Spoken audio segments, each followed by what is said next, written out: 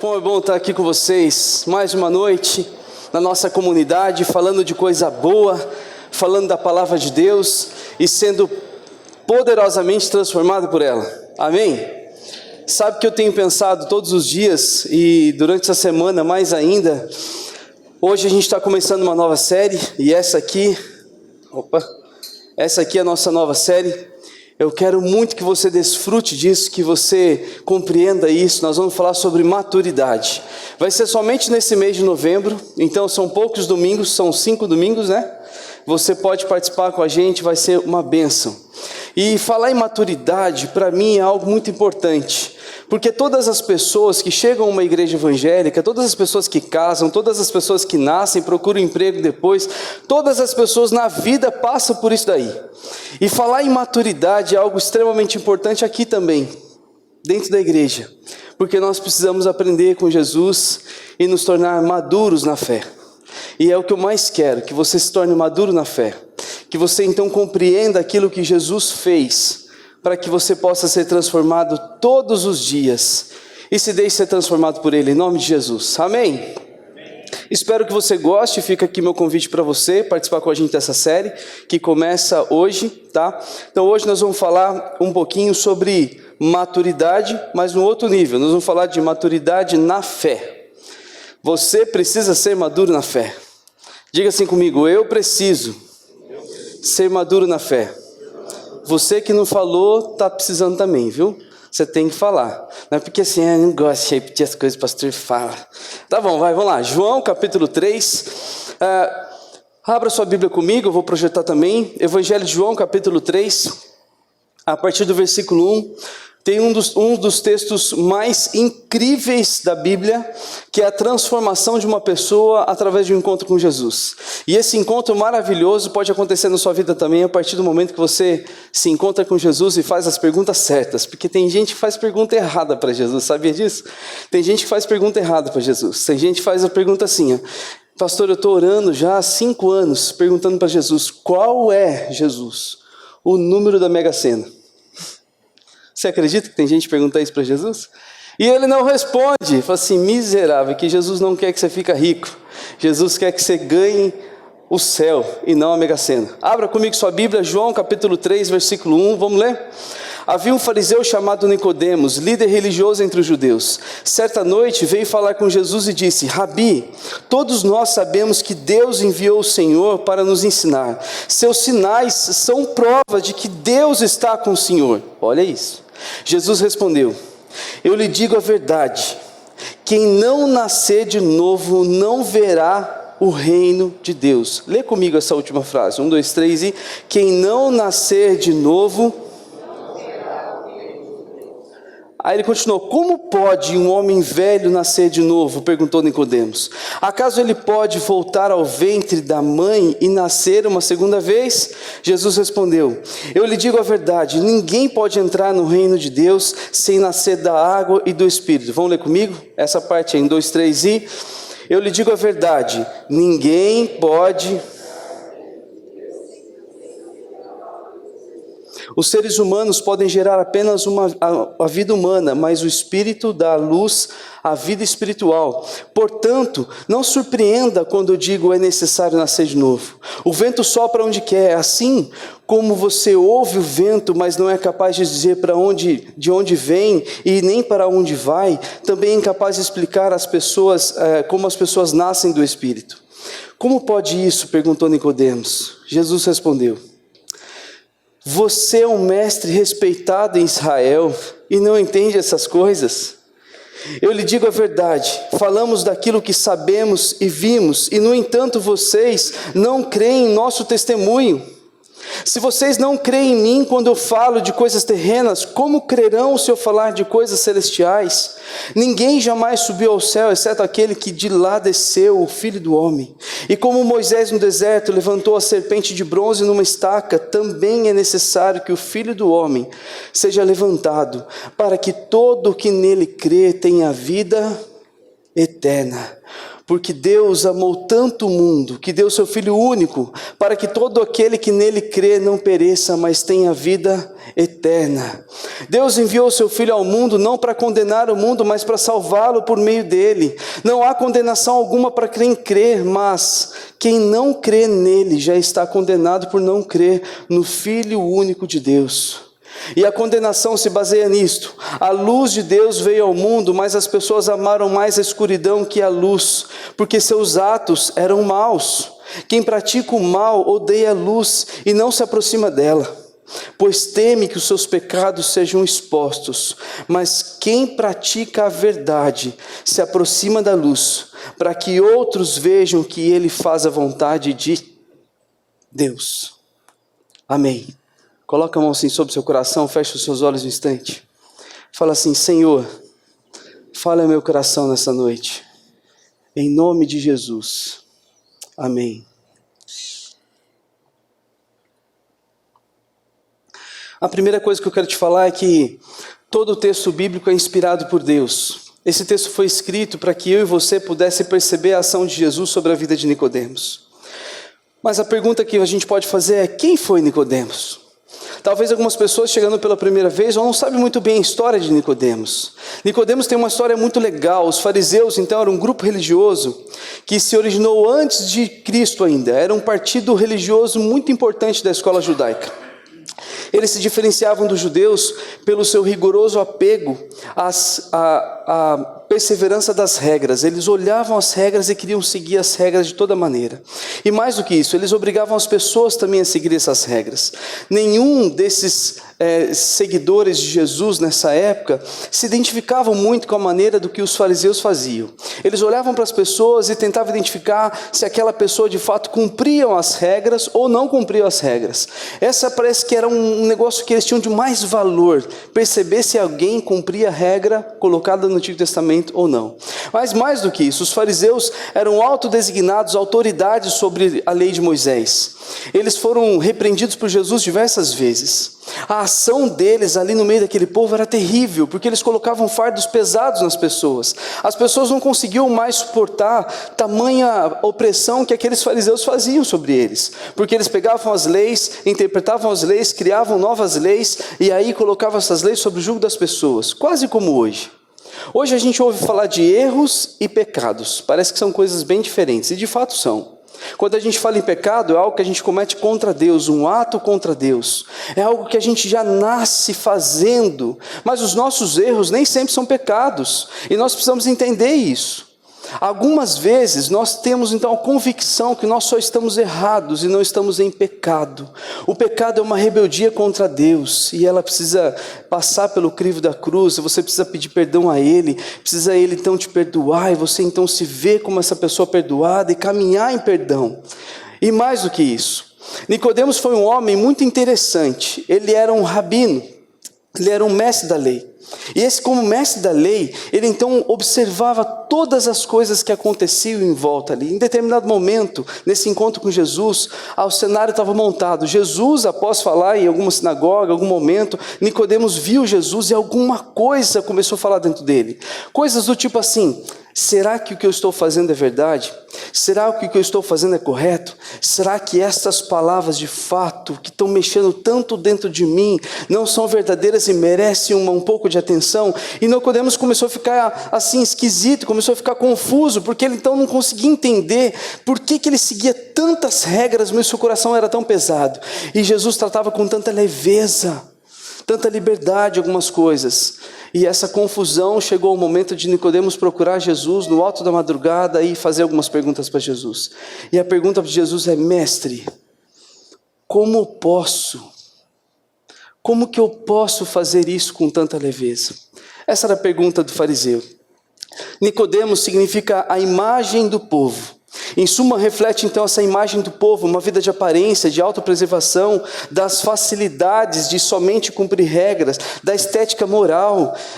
Nicodemos representava de certa forma um grande povo que vivia também às sombras, né? Vivia na escuridão, mas ao mesmo tempo tentava se mostrar alguém correto. E todos aqueles que tentavam se mostrar para Jesus como alguém correto, passavam por esse mesmo processo de ter que nascer de novo, ter que fazer todo o processo ser limpo novamente. E Nicodemos estava confuso com isso. E essa conversa fez com que Nicodemos não ficasse um pouco mais difícil. Por quê? Nicodemos tinha uma concepção formada na sua cabeça. Para ser discípulo, discípulo ali junto com ele, da forma como ele aprendeu, da forma como ele se formou, era um processo muito demorado, muito lento. Para formar um discípulo, então, era escolhido entre os meninos até 6 a 12 anos de idade. Os melhores desses meninos eram separados. Esses meninos tinham que decorar o Antigo Testamento todo. E depois de decorar o Antigo Testamento todo, eles tinham que então interpretar o Antigo Testamento. E começava aí essa escola. Somente os melhores dos melhores dos melhores conseguiam ser discípulo. Mas Jesus tinha os seus discípulos que não tinham passado por essa escola. Nicodemos olha para tudo aquilo e fala assim: como pode? Eu aqui fazendo tanta força para demonstrar uma vida correta. Eu aqui fazendo tanta força para guardar tudo isso, e parece que essas palavras de nada valem o que eu estou fazendo. E é exatamente o nome dele é o que diz a gente, a imagem do povo. Talvez a gente precise fazer algumas perguntas que Nicodemos não soube fazer de novo. A pergunta que Nicodemos fez causou uma resposta em Jesus, e a pergunta de Nicodemos foi essa: como pode um homem velho nascer de novo? Depois que Jesus falou para ele que ele precisava nascer de novo, acho que a confusão foi tão grande que a única pergunta que sobrou para ele foi essa: como pode um homem velho nascer de novo? Talvez as perguntas que a gente faz para Jesus sejam perguntas como esta. Talvez as perguntas que você anda fazendo para Jesus sejam perguntas como essa, talvez sem sentido. Jesus, eu não consigo entender nada que você está querendo com isso. Sabe quando Jesus está fazendo alguma coisa na nossa vida e a pergunta que a gente tem é uma pergunta que não tem sentido? Mas Jesus responde com outra pergunta, e essa pergunta eu fico mais maravilhado ainda, porque a pergunta de Jesus chegou a Nicodemos foi essa: você é um mestre respeitado em Israel e não entende essas coisas? Você é um mestre respeitado em Israel? Você conhece leis, você consegue interpretar o Antigo Testamento, você é um cara estudado, e eu falo de coisas terrenas, você não consegue entender coisas simples, que é impossível nascer novamente? Eu estou usando uma metáfora. Será que você não conseguiu entender que o que eu estou fazendo é algo que vem de Deus, da mente de Deus, do coração de Deus, e não da mente humana, do coração humano, da vontade humana, Nicodemos?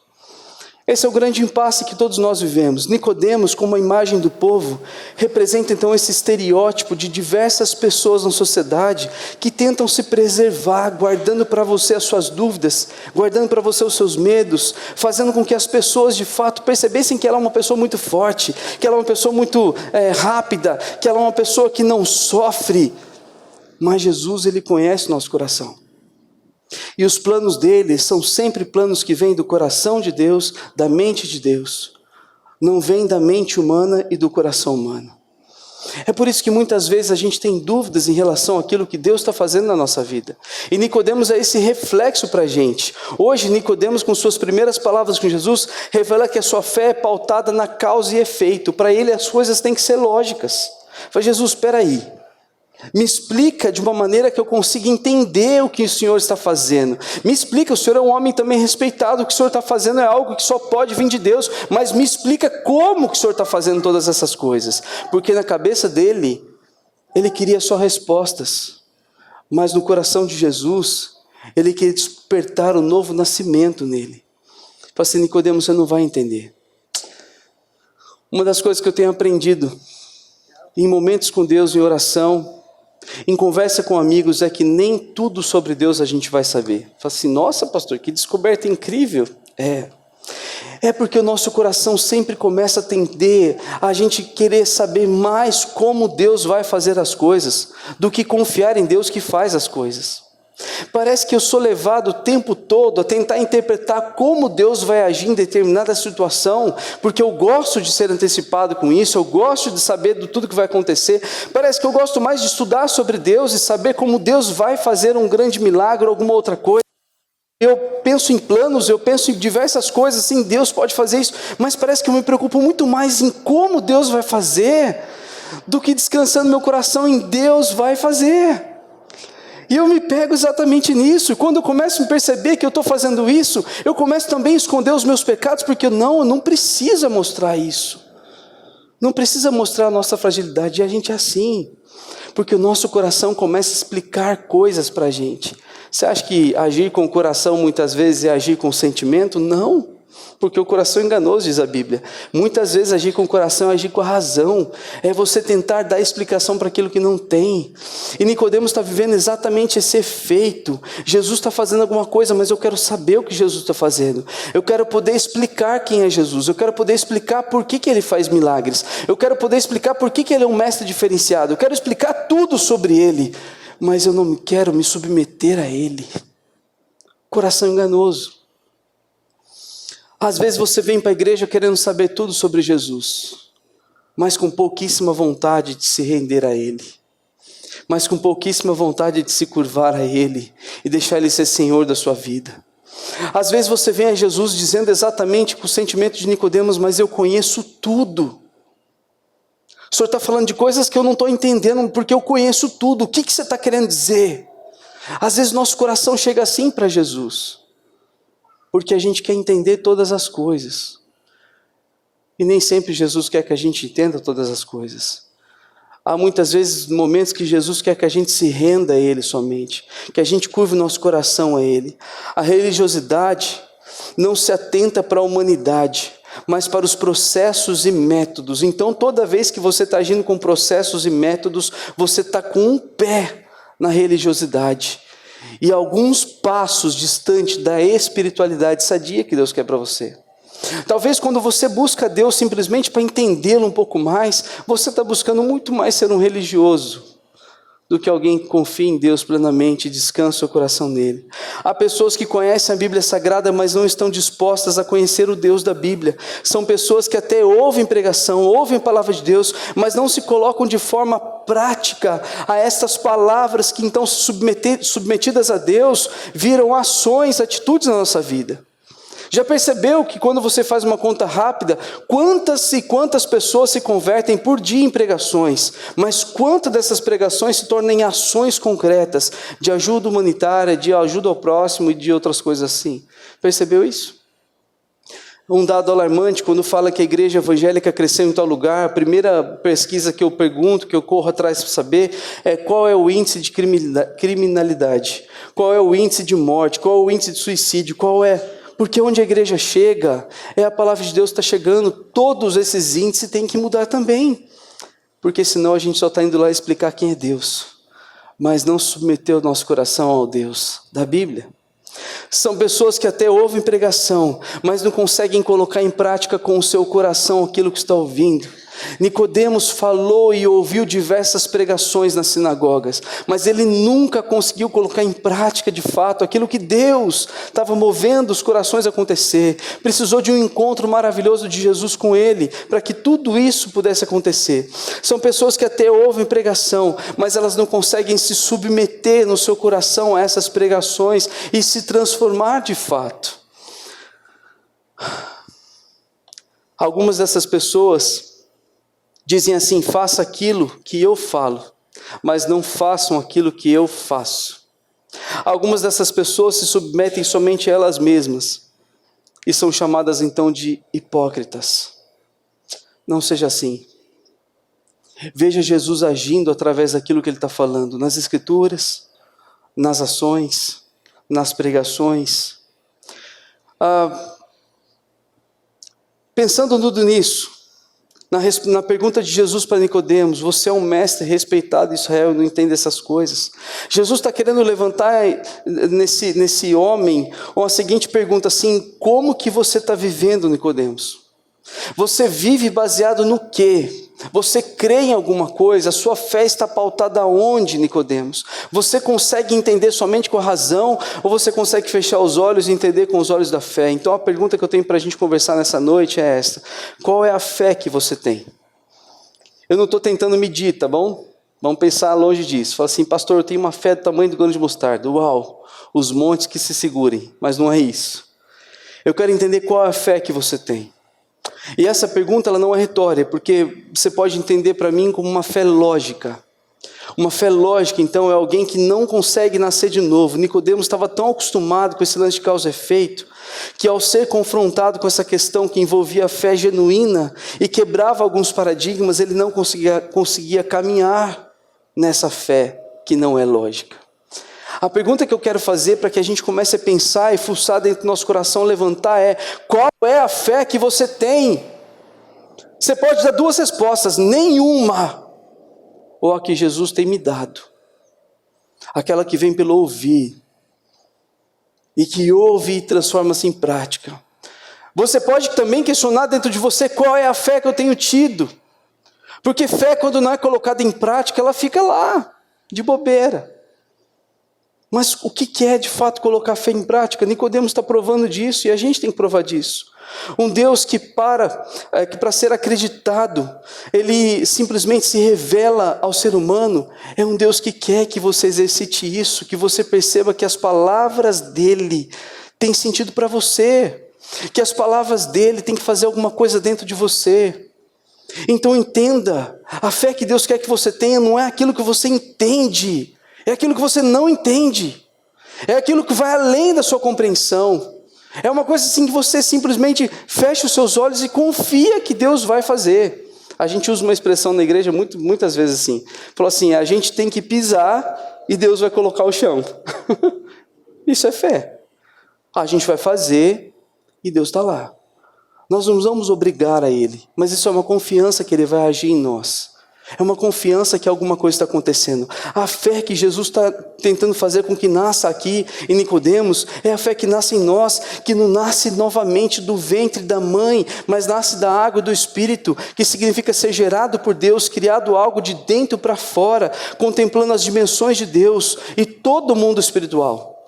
Você tem que entender que fé é gerado por Deus em nós e vem pelo ouvir da palavra de Deus. Fé é um dom que Deus dá a nós, para a gente crer nele. Fé não é um botão que se aperta e determina coisas. Eu tenho fé que eu vou ganhar um carro hoje. Eu tenho fé que eu vou... Fé não é isso. Isso pode ser qualquer coisa, mas não é fé. Fé é um dom que Deus dá para você crer nele. E o seu coração se voltar a Ele, você confiar nele. E você pode pedir isso a Ele. E Ele enche o seu coração de fé. Ele faz com que você não caminhe mais segundo os seus próprios entendimentos, mas você passe a caminhar em fé, como Ele está fazendo com Nicodemos. Nicodemos está passando por tudo isso. Não existe uma cartilha ou manual para esse novo nascimento. O vento sopra para onde quer, de onde vem. Depende exclusivamente de quem está gerando, Deus. Então a fé que você tem, que eu não sei qual que é, e você tem que fuçar, você tem que saber de onde vem. Você tem que saber do que está sendo motivador dela. Se a sua fé tem sido para ter coisas, isso não é fé. Se a sua fé é fruto da razão, do raciocínio, isso não é fé. Isso é lógica. Mas a fé vem de Deus, um dom para você crer nele. E a partir daí você descansa nele. E Ele faz todas as coisas. Pensando nisso, o texto de João 3,18 fala assim: não há condenação alguma para quem crê nele. Mas quem não crê nele já está condenado por não crer no Filho único de Deus. A fé de fato faz toda a diferença para você caminhar com Deus ou não. É por isso que você tem que crer nele. É por isso que essa fé tem que gerar algo em você, que você confie em Deus. Creia que Jesus é o único Filho de Deus, Salvador do mundo, Salvador do seu coração. E mais do que isso, sabe por quê? Porque se a gente não tiver esse tipo de fé, esquece o resto. Para por aqui. Vai curtir a vida, sai fora, deixa, viva como Nicodemos, o antigo Nicodemos, porque o novo Nicodemos está questionando a sua fé, está falando: mas por que eu estou acreditando assim? Para mim a razão não está fechando mais, porque até agora eu fiz conta, batia a minha conta, mas agora Jesus apareceu, o que Ele faz, a conta não fecha. Ele cura o cego de nascença, Ele simplesmente faz crescer perna, Ele ressuscita o morto, Ele faz coisas que não têm explicação. Ele só pode ser o Filho de Deus, e eu tenho que me render a Ele, mas eu não sei como fazer isso. Então fala: Senhor, como eu faço isso? E Jesus fala para ele: você precisa, Nicodemos, nascer de novo. Para mim, para você não é diferente. Se a sua fé está sendo questionado esse ponto, o que você tem que fazer é falar: Senhor, o que eu tenho que fazer? E a resposta é: você precisa nascer de novo. Nascer da água e do Espírito. Nascer de algo que vem gerado por Deus, para que de fato a transformação aconteça com você. E aí sim, não há condenação. Uma das frases mais importantes que eu tenho percebido é que as pessoas estão pregando, falando, e tem um monte de pregador de internet hoje. Gente, vocês não têm noção. Tem muita gente falando de uma palavra, ou suposta palavra de Deus, ou suposto evangelho por aí. Mas eu quero que você observe, e isso aqui é muito verdade, não adianta ser admirador do evangelho. O que a gente tem visto, muitas pessoas têm se tornado admiradores das igrejas, simpatizantes do evangelho, simpatizantes das coisas de Deus, simpatizantes da igreja. Admirador do evangelho, sabe o que é isso? São pessoas que ficam assim se sentindo bem quando ouvem a palavra de Deus, sabe? Nossa, eu vou na igreja, parece que eu saio mais leve, né? Não sei, às vezes você veio com uma bolsa pesada e alguém pegou alguma coisa, pode ser. Às vezes você não percebeu, mas seu sapato estava bem apertado e ficou mais largo depois no final do culto, pode ser. Mas esse negócio de ouvir o evangelho e sair mais leve não é de Deus, porque o evangelho faz sair daqui humilhado, arrebentado nesse sentido, sabe? Com sua moral lá embaixo, faz você sair daqui sentindo um nada. Isso é o evangelho. O evangelho conta pra gente que nós somos pecadores, que nós merecemos a desgraça, mas é Deus que nos resgatou, nós devemos a nossa vida para Ele, então você sai daqui devedor. Não tem essa de sair daqui mais leve. Ah, não! Isso são os admiradores do evangelho. Gostam de pegar toda a parte da pregação positiva e falar assim, uau, vou anotar isso e postar amanhã no Facebook, no Instagram, e vou falar essa frase bonita, o Senhor é de fato o meu pastor. Mas você não vive como ovelha dele, então não tem como ele ser seu pastor. Percebeu? Admiradores do evangelho é o que a igreja mais tem feito, o que as pessoas mais têm feito, porque o evangelho que estão vendendo é um evangelho muito barato, é um evangelho de facilidades, é o evangelho então que você vai sair daqui se sentindo bem, mas não é essa. Jesus não fez isso com Nicodemos, por que faria comigo, com você? Não fez com ninguém. Nicodemos, você é um mestre respeitado de Israel, não sabe nem o que eu estou falando? Quem é você, cara? Essa foi a primeira pergunta que Jesus fez para Nicodemos. Você acha que ele falou assim, Nicodemos, eu quero muito você no meu time. Você é um cara especial, importante. Nicodemos, você é um cara treinado, você vai ser top na minha equipe. Não! Jesus não faz isso. Jesus, ele sonda o nosso coração e fala assim, se você quiser o evangelho de facilidades, não é comigo. Porque a minha história é o evangelho, é a boa nova de Deus. Eu vim aqui para sofrer no seu lugar. Eu vim aqui, o próprio Deus vai gerar fé no seu coração. Eu vim aqui, todas as coisas vão acontecer a partir de então. Então acorda, não adianta ser admirador do evangelho. Então entenda isso, olha o que acontece, João 3:21. Mas quem pratica a verdade se aproxima da luz, e que outros vejam que ele faz a vontade de Deus. Todo o evangelho que entra no nosso coração se transforma em atitudes, e as pessoas notam isso. Você não sai mais leve, você sai daqui potencializado para fazer o bem, para que outros vejam também. Você não precisa fazer o bem para que Deus veja você fazendo bem. Você precisa fazer o bem para que seu vizinho veja você fazer o bem. Você precisa cuidar deles, você precisa cuidar das pessoas, para que a luz de Deus seja vista em você. Essa é a razão. É isso que Jesus está fazendo, está transformando aquilo que Nicodemos está entendendo nada, em algo que Nicodemos está repensando. Então, vida eterna não é mérito humano, mas é graça de Deus. Você não consegue ser preservador da sua autoimagem quando você se encontra com o evangelho. Você simplesmente se vê como Nicodemos, alta madrugada buscando desesperadamente Jesus, porque eu não estou entendendo nada, minha vida virou um caos, está de ponta cabeça e eu quero respostas. E a resposta que Jesus tem para Nicodemos é, cara, o seu caso não tem jeito, você tem que nascer de novo. O que eu vou fazer, nascer de novo? Jesus, como que eu faço? Eu vou ter que procurar minha mãe, vou nascer de novo, vou entrar. Não dá, Jesus, não dá mesmo. Nem disso você entende, Nicodemos. Quanto mais as outras coisas que eu vou falar. E Nicodemos fica doido com isso. Talvez você seja essa pessoa, doido sem saber como de fato ter a resposta de Jesus. A resposta é essa: vida eterna não é mérito humano, é graça de Deus. Ele é quem te dá, sem você merecer. Ele é quem te dá, não para que você se sinta bem, mas para que você seja salvo. É isso. E uma vez salvo, presbiterianos, vocês não sabem nada, sabia que vocês não sabiam disso. Uma vez salvo, Vou falar, então tá, uma vez salvo, salvo para sempre. Porque a salvação depende unicamente do sacrifício de Jesus, não depende de você, daquilo que você faz e todas as outras coisas. A única coisa que Jesus fez é morrer para que você fosse salvo. E Ele não precisa morrer diversas vezes, toda vez que você peca. O único sacrifício foi suficiente para sempre. Porque vida eterna não é mérito humano, mas é graça de Deus. Então não é a sua imagem que preserva essa vida eterna. Não é o quanto você faz para Deus que preserva essa vida eterna, mas sim o sacrifício e a graça dele para você. E isso eu começo a compreender, porque em Mateus capítulo 11, versículo 28, está escrito uma das declarações mais incríveis que eu já pude ler na vida. Na Bíblia a mensagem está escrita assim, ó: vocês estão cansados, enfastiados de religião? Venham a mim, andem comigo e irão recuperar a vida. Vou ensiná-los a ter descanso verdadeiro. Caminhem e trabalhem comigo, observem como eu faço, aprendam os ritmos livres da graça. Não vou impor a vocês nada que seja muito pesado ou complicado demais. Sejam meus companheiros e aprenderão a viver com liberdade e leveza. Esse é o texto que mostra para mim que há sim uma maneira de viver com liberdade e leveza. Quando eu entrego de fato a Jesus, venham a mim.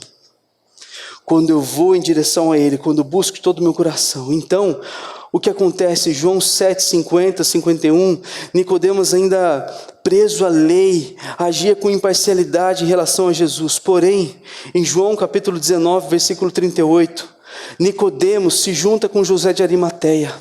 Ele rompe com todo o sistema e fala assim: quer saber? Eu não quero mais viver como um cristão escondido, de aparências. Eu não quero mais me declarar então do lado de cá. Eu quero me declarar como discípulo de Jesus, que ama e que faz por Ele. Jesus então morto, Nicodemos vai com José de Arimateia e comete um dos atos mais incríveis que tem. Eles vão lá então e cuidam de toda a parte do sepulcro de Jesus, do seu sepultamento. Era algo de fato que todo mundo olhou para ele e falou assim: Nicodemos, você fazendo isso por Jesus. Agora está até morto, Nicodemos. Mas eu sei quem ele era. Essa era a resposta de Nicodemos. E essa resposta de Nicodemos me faz refletir na minha resposta. Agora sim, Nicodemos entendeu que nascer da água do Espírito, ser gerado pelas entranhas de Deus, passando pela morte, nascendo novamente. Nicodemos viu Jesus morrer e tudo se cumprir, aquilo que ele tinha falado. É necessário que a serpente seja levantada como Moisés, e eu serei levantado para que todo aquele que nele crê olhasse para mim e vai ser salvo. E de fato é o que acontece. Nicodemos viu Jesus sendo erguido da mesma forma que Moisés ergueu a serpente no deserto. E sabe o que aconteceu com ele? O seu coração se rendeu. Se rendeu. O seu coração se rendeu ao ponto das suas atitudes também se ficarem rendidas. Ele falou assim: chega do sistema religioso. Eu quero esse Jesus na minha vida. E confessou com sua boca e com o seu coração que Jesus Cristo é o Senhor. Para a gente entender de uma vez por todas, encerrar, entenda uma coisa: o segredo do cristão para ter uma vida consistente é deixar que Cristo viva através dele. Olha o texto de Gálatas: fui crucificado com Cristo, assim já não sou eu quem vivo, mas Cristo vive em mim. A vida agora que vivo no corpo, vivo pela fé no Filho de Deus, que me amou e se entregou por mim. 1 João capítulo 2 fala assim: aquele que diz que permanece nele, esse deve também andar assim como ele andou. A sua vida muda quando você confessa Jesus. A sua vida se transforma quando você confessa Jesus. Porque agora você vive debaixo desse jugo suave de fardo leve. Você não vai ter uma vida mais fácil, você vai ter uma vida de gente salva. De gente que compreende o que são as coisas daqui da terra e as coisas do céu. Você compreende qual é o valor que as pessoas dão para as coisas da terra e qual é o valor que Deus dá para as coisas do céu. Isso vai fazer você andar diferente, vai ser diferente de fato. Então, para a gente encerrar, eu tenho algo para você. Confie em Jesus de todo o seu coração e se entregue a Ele. Não tem outra alternativa. Para que você seja maduro na fé, você precisa dar esse passo. Confie em Jesus de todo o seu coração e se entregue a Ele. Para que você tenha maturidade, compreenda agora que o seu coração é de Jesus e você vive nos passos da fé, você precisa fazer isso. Confiar nele de todo o seu coração. Descansar sua ansiedade, seus anseios nele. Entender que ele de fato é o Cristo. Aquele que foi erguido numa cruz. Aquele que simplesmente se entregou por amor a mim e a você. Para que eu pudesse nascer de novo e ser uma nova pessoa. E passar a compreender as coisas da terra com olhos do céu. E ter uma esperança nova no meu coração para que perceba que todas as coisas que acontecem aqui de fato, elas não acabam aqui, mas elas continuam na eternidade. E eu quero estar com Jesus lá na eternidade. A minha oração é para que você queira também. Feche os seus olhos, eu quero orar por você.